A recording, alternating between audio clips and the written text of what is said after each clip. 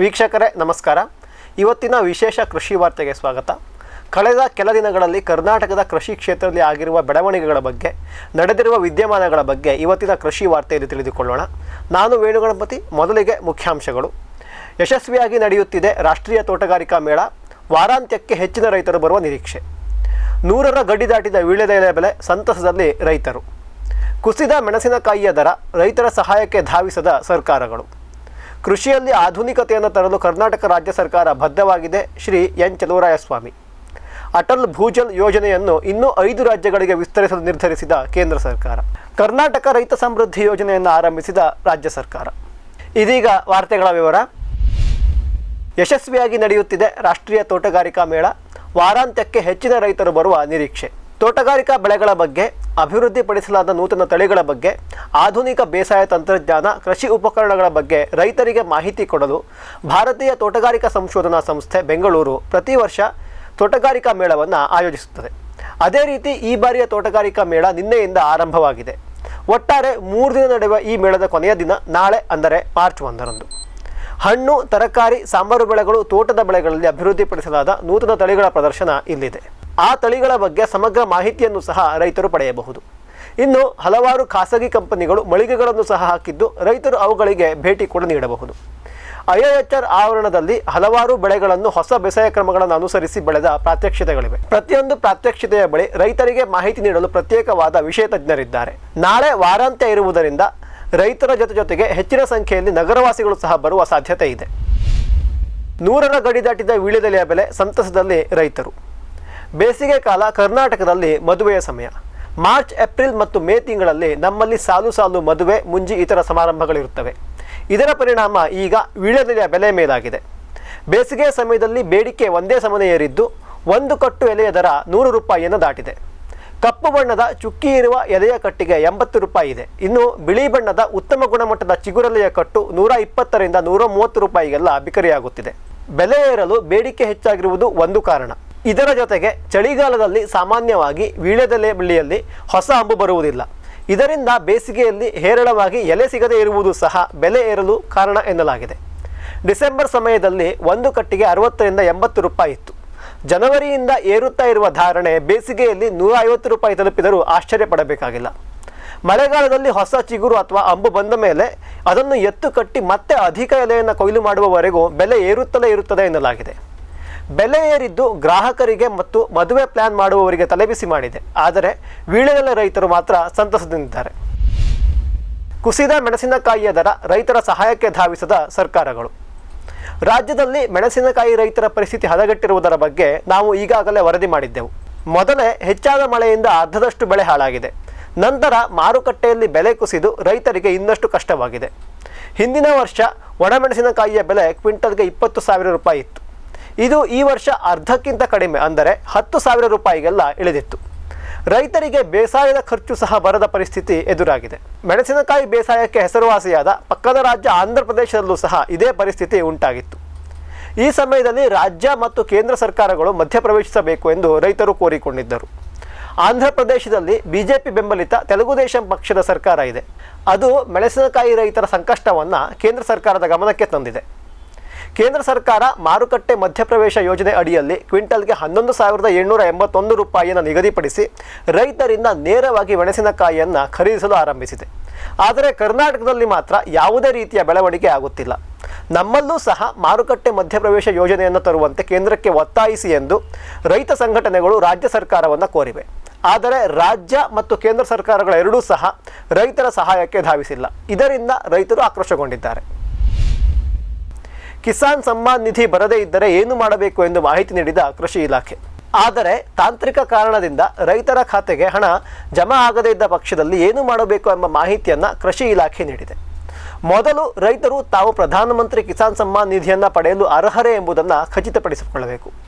ಫಲಾನುಭವಿಗಳ ಪಟ್ಟಿಯಲ್ಲಿ ನಿಮ್ಮ ಹೆಸರು ಇದೆಯಾ ಎನ್ನುವುದನ್ನು ಖಾತ್ರಿಪಡಿಸಿಕೊಳ್ಳಿ. ಅಲ್ಲಿ ರೈತರ ಹೆಸರು ಇದ್ದರೂ ಸಹ ಖಾತೆಗೆ ಹಣ ಜಮಾ ಆಗದೇ ಇದ್ದರೆ ತೆರೆಯ ಮೇಲೆ ಕಾಣುತ್ತಿರುವ ಸಂಖ್ಯೆಗೆ ಕರೆ ಮಾಡಿ ರೈತರ ಸಮಸ್ಯೆಗಳನ್ನು ನೋಡಿಕೊಳ್ಳಬಹುದು. ಅದೇ ರೀತಿ ಇಮೇಲ್ ಮೂಲಕವೂ ಸಹ ನೀವು ದೂರುಗಳನ್ನು ದಾಖಲಿಸಬಹುದು. ತೆರೆಯ ಮೇಲೆ ಕಾಣುತ್ತಿರುವ ಇಮೇಲ್ ಐಡಿಗಳನ್ನು ಬಳಸಿ. ಇದೀಗ ಒಂದು ವಾಣಿಜ್ಯ ವಿರಾಮ.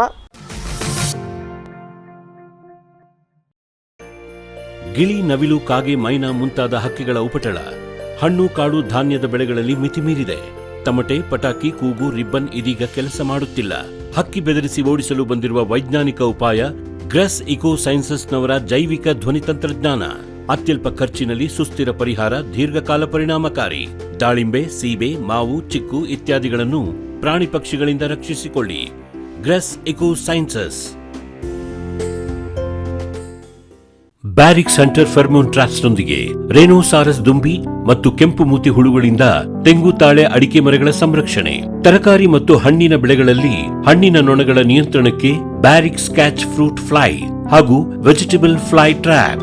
ರಸ ಹೀರುವ ಕೀಟಗಳನ್ನು ಹಿಡಿಯಲು ಬಣ್ಣದ ಕ್ರೋಮ್ಯಾಟಿಕ್ ಸ್ಟಿಕ್ಕಿ ಟ್ರ್ಯಾಪ್ಸ್. ಪೇಟೆಂಟ್ ಹೊಂದಿದ ತಂತ್ರಜ್ಞಾನ, ದೀರ್ಘಕಾಲದವರೆಗೂ ಬಾಳಿಕೆ.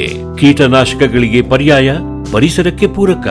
ಸುಸ್ಥಿರ ಸಾವಯವ ಕೃಷಿಗಾಗಿ ಬ್ಯಾರಿಕ್ಸ್.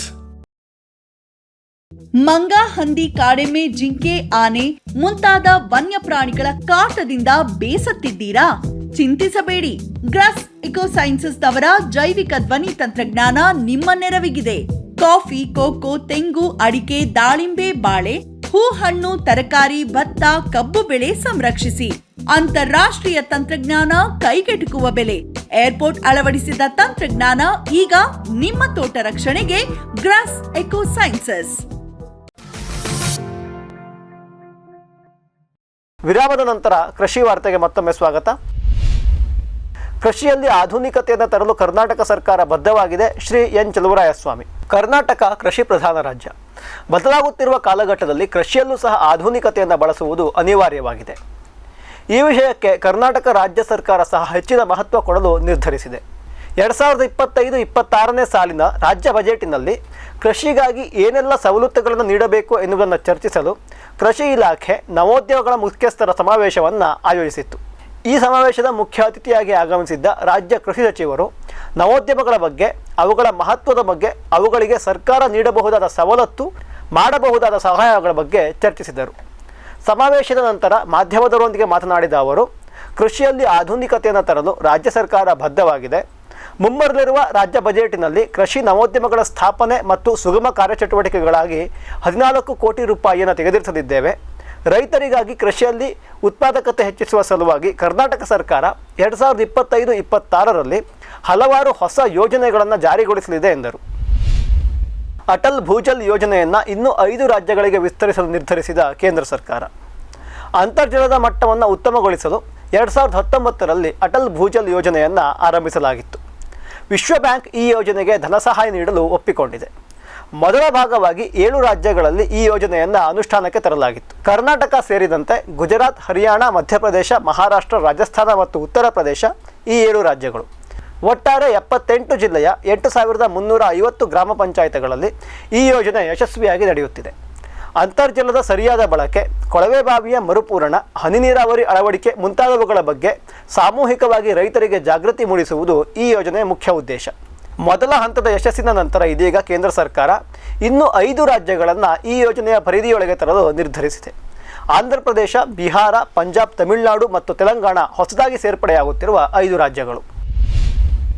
ಕರ್ನಾಟಕ ರೈತ ಸಮೃದ್ಧಿ ಯೋಜನೆಯನ್ನು ಆರಂಭಿಸಿದ ರಾಜ್ಯ ಸರ್ಕಾರ ರಾಜ್ಯದ ರೈತರಿಗೆ ಸಹಕಾರಿಯಾಗಲು 2025-26ನೇ ಹಣಕಾಸು ವರ್ಷದಲ್ಲಿ ಕರ್ನಾಟಕ ಸರ್ಕಾರ ಹಲವಾರು ಯೋಜನೆಗಳನ್ನು ಜಾರಿಗೊಳಿಸಲಿದೆ.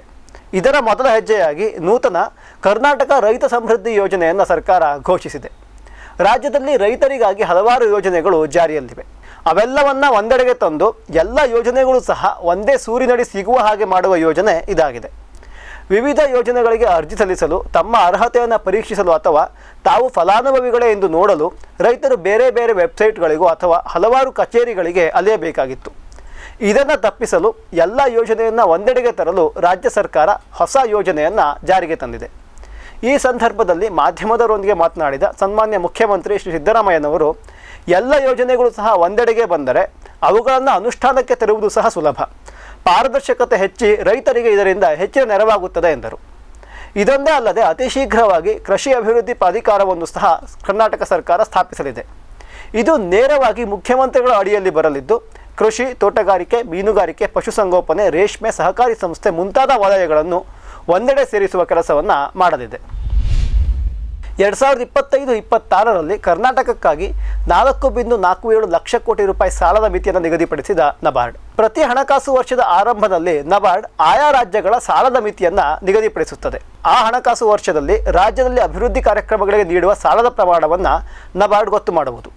ಅದೇ ರೀತಿ 2025-26ರಲ್ಲಿ ಕರ್ನಾಟಕಕ್ಕಾಗಿ 4.47 ಲಕ್ಷ ಕೋಟಿ ರೂಪಾಯಿ ಸಾಲದ ಮಿತಿಯನ್ನು ನಬಾರ್ಡ್ ಘೋಷಿಸಿದೆ.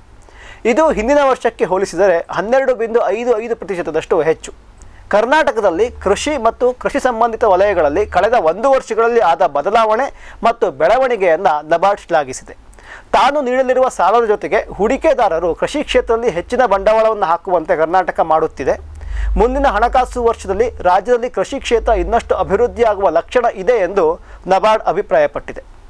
ಇವಿಷ್ಟು ಇವತ್ತಿನ ಕೃಷಿ ವಾರ್ತೆ. ಕೃಷಿಯ ನಿರಂತರ ಕಾರ್ಯಕ್ರಮಕ್ಕಾಗಿ ವೀಕ್ಷಿಸಿ ಫಾರಂ ಟಿವಿ. ನಮಸ್ಕಾರ.